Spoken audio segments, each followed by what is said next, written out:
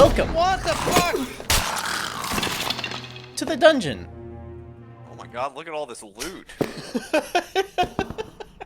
It's a cruel and horrid place that I've been subjected to many times in the last couple of years. Remember when this game first hit Steam? Oh, it was glorious. All the flesh and blood coming together all at once. Ow. Piles of corpses lining the walls end to end as we dove headfirst into our deep, dark fantasies. Hoping to make it out with glory and loot for all.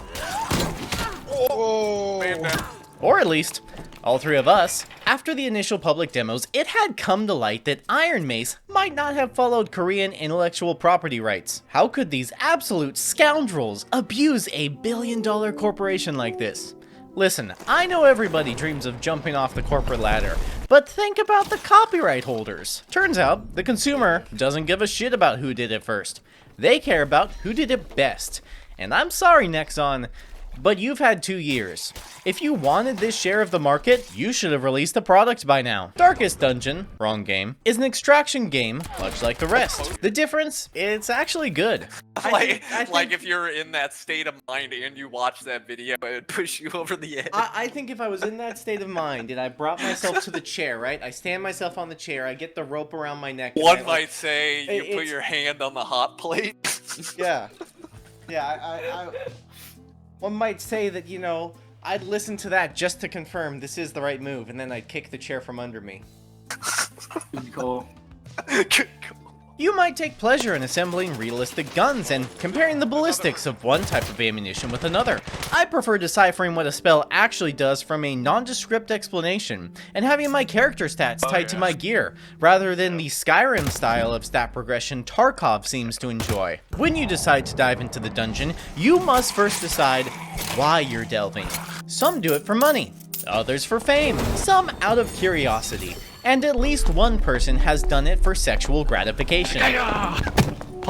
First thing to understand, this game has some of the weirdest weapon aiming I've ever had to learn. I'm not saying it's wrong, I'm not saying it's bad, but what I am saying is that it confuses me. I need to aim my reticle onto an enemy's blade to parry it, but if my sword is too long, I can pull a goblin slayer and hit the ceiling?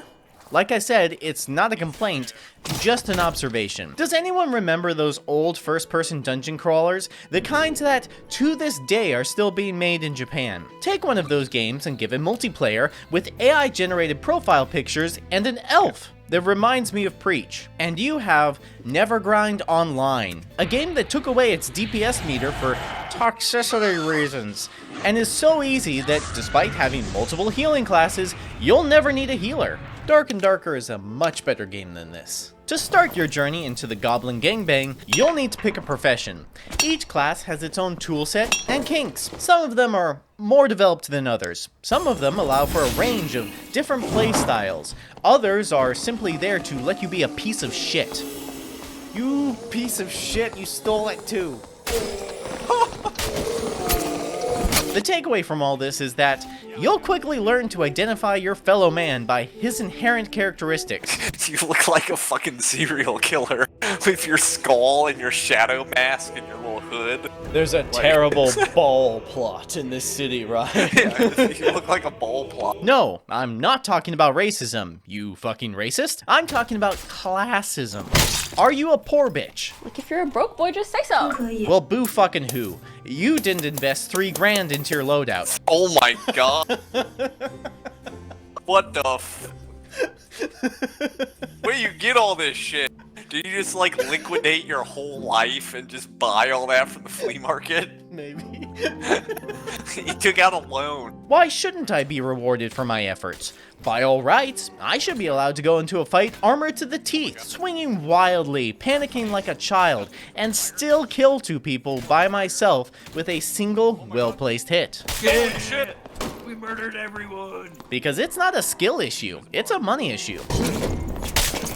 Oh If you wanted to win, you would have spent more money. my god, I got hit by a slinger. Okay, well, I fucking suck. So I guess it's not all about gear. But don't worry, being killed doesn't have to be the end of the line. The king has set you up with a personal squire boy in the merchant tab. Through him, you can access your welfare package. This is a small selection of gear that you can assemble into a default set of equipment. This way, no matter how many times you die, you always have a baseline that, while objectively dog shit, does allow for you to access at least some level of your favorite playstyle. I have a question. What is the worth of a single mortal's life?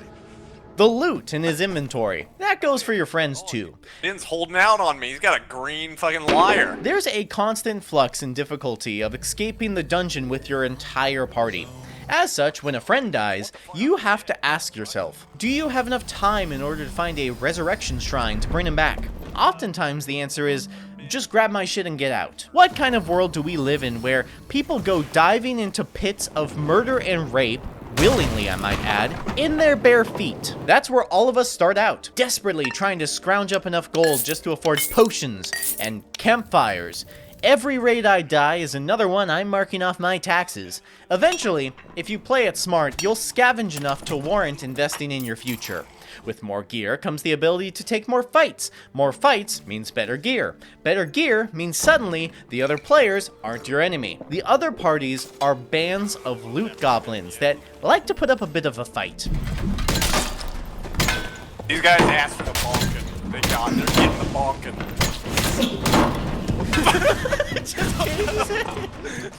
these poor little men just bonk, bonk, bonk. What is the story for this game? The king has heard reports of a number of goblin relationships being formed in the tunnels of a certain mine shaft. The locals are sent in to fight this deliberate attempt from the goblins to create a functional multicultural society through means of coercion. After a few raids into the mine shaft, a secret plot is discovered. The goblins were using their recently acquired internet connection, provided by Mark Zuckerberg, to contact alternate planes of reality. And the goblins aren't the only ones. Specifically, they're trying to contact 3 of the 9 circles of hell. Oh. Those 3 being the 9th, 7th, and 2nd, or as Dante's Inferno catalogs them, the circles of treachery, violence, and lust, respectively. You don't give a shit about any of this. Yeah. You're simply here to enjoy the sights and make gold without having to work a shitty retail job in the market. Alright. Supply and demand's the name of the game. I'm gonna supply death to my enemies. Demand their loot. Let's go over the classes. Would you believe a fighter is capable of fightering? I know, I'm shocked too. Primarily, you'll be either using sword and board, a great weapon, or dual wielding. Take the Slayer perk to gain 5 extra weapon damage. Amplify your combos to add a percentage damage buff, another dual wielding perk for good measure, and either sword specialization for maximum output or movement speed penalty reduction to increase the mobility you get from refusing to wear plate armor. Ben, What? you got your fucking pussy out. What is this? Who am I following around right now? Like, yeah. You got nothing but a doublet on. Yeah, I needed to meet the threshold, Nothing but a doublet. Druids are furries and fans of bestiality. Currently, the druid is underdeveloped, leaving only 2 realistic options with perk support. You can either be a healer that excels at sustaining your party's health over time, or you can focus on increasing the durability of your group, taking perks that reflect damage back to melee attackers, or redirect damage from your teammates onto yourself, hoping to use your bear form's increased health pool as a resource. In my experience, you typically end up running into traps and getting one-shot as a rat. They work very similar to Warcraft's feral druids, in that the cat scales off agility and the bear scales off strength. The cat is currently a bait. With a massive hitbox for a head and a substantial decrease in strength, your basic attacks are trading damage for attack speed. In short, choosing to be a pussy tends to lead to a lot of attacks with very few kills. Got a runner. Panther's on his ass. Get him, get him, get him. He's peppy jamming. Like I said, the class is underdeveloped, meaning you're dick out of luck. Oh! Our healer's dead. If you want to be a panther, caster, or cock. Hi,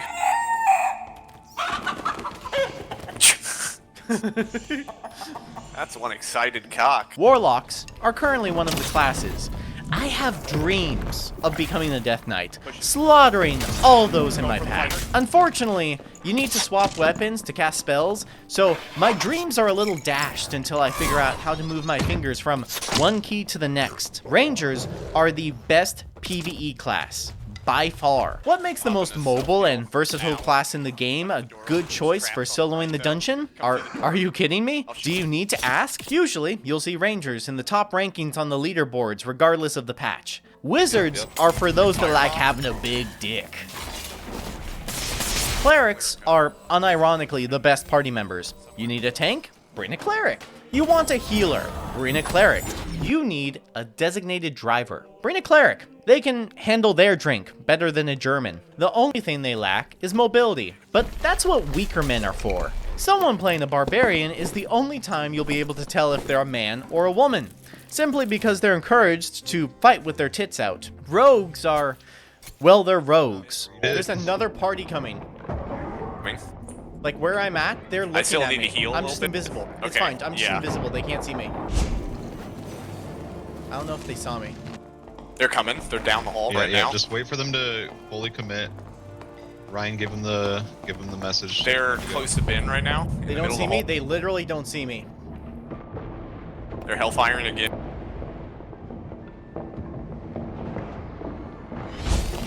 They're in our room. We're separated by a trend. In hellfire. Good job, Ben. I'm coming to help. Just 2 left. I'm pushing them. Coming with you. They're hellfiring.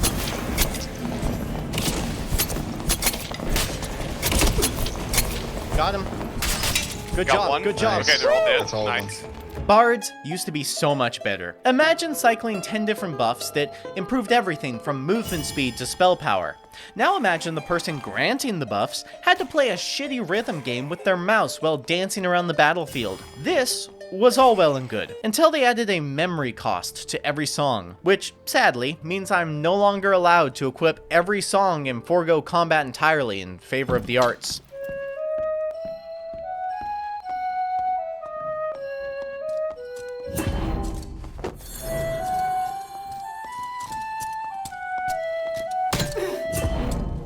Don't hit me, don't hit me, don't hit me, I'm in the arts. I promise you, Dave in accounting, I will be back. If you believe yourself to be a top G, then I present to you high roller dungeons. I don't go there because I'm a bitch.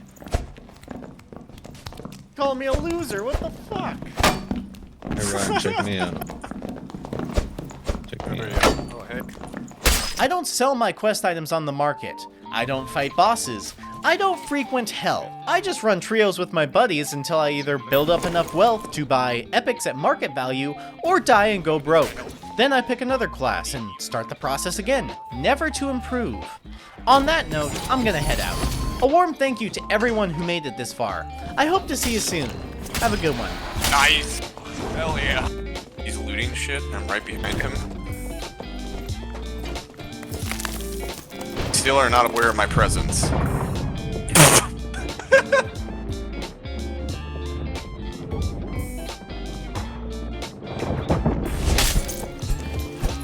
Poor little baby boy. Poor little baby. Did I just show up to a fucking, like, rave? You got a mosh pit going on? Why'd you stop playing?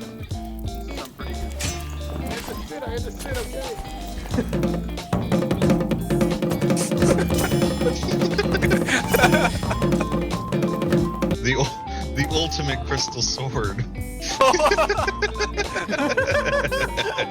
Okay, we're out of heals. This is all we get. Oh! Our Prostate, our healer's dead. And no! He literally was 1 hit from dying.